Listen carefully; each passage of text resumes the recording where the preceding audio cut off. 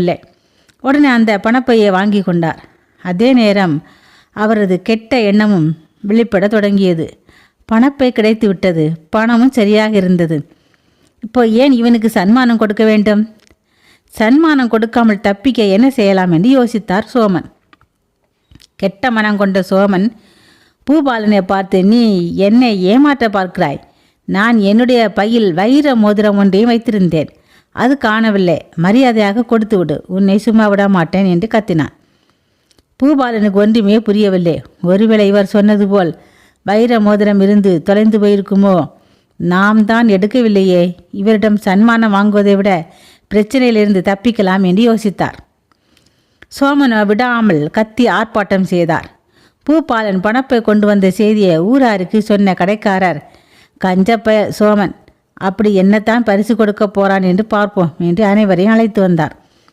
வந்த இடத்தில் பூபாலன் குற்றவாளி போல் நிற்பதை கண்ட ஊரார், சோமனை சும்மா விடக்கூடாது, இந்த பிரச்சனையை மரியாதை ராமனிடம் தான் கொண்டு சென்று தீர்ப்பு கேட்க வேண்டும் என்று சொன்னார்கள்.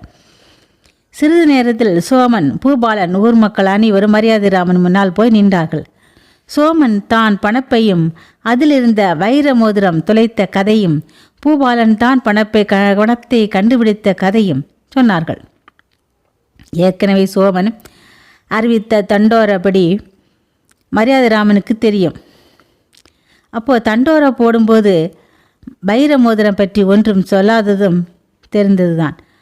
ஆக மொத்தம் சோமன் ஏமாற்றுகிறான் என்பதை புரிந்து கொண்ட மரியாதை ராமன் சோமனுக்கு சரியான தண்டனை கொடுக்க நினைத்து இவ்வாறாக தீர்ப்பு கூறினார். சோமன் தொலைத்த பையில் பணமும் வைர மோதிரமும் இருந்தது என்று அவரே சொல்லியிருக்கிறார். இப்போது பூபாலன் கொண்டு வந்த பையில் பணம் மட்டுமே உள்ளது. ஆக இது சோமனின் பையே இல்லை, வேறு ஏறோ தொலைத்த பை. அப்படி தொலைத்தவர் இதுவரை யாரும் புகார் கொடுக்கவில்லை. அவ்வாறு யாரும் புகார் கொடுக்காதவரை நம்ம ஊர் வழக்கப்படி கிடைத்த பணத்தில் 10 பங்கு அம்மன் கோயிலுக்கு கொடுத்துவிட்டு மீதியை எடுத்தவரே வைத்து கொள்ளலாம். ஆக பூபாலன் அந்த பணத்தை தன் சொந்த உபயோகத்துக்கு வைத்து கொள்ளலாம். சோமனின் பணம் மற்றும் வைர மோதிரம் கொண்ட பையை கண்டுபிடித்தவுடன் சோமனை சன்மானம் கொடுப்பார், சபை கலையலாம். மரியாதை ராமன் தீர்ப்பு சொன்னதும் சோமனுக்கு இதயமே நின்று போனது போல் ஆகிவிட்டது. பூபாலன் கிடைத்த பணத்தில் 10% அம்மன் கோயிலுக்கு கொடுத்துவிட்டு மீதியை தன் சொந்த ஊருக்கு கொண்டு சென்று தொழில் செய்து நலமாக வாழ்ந்து வந்தார்.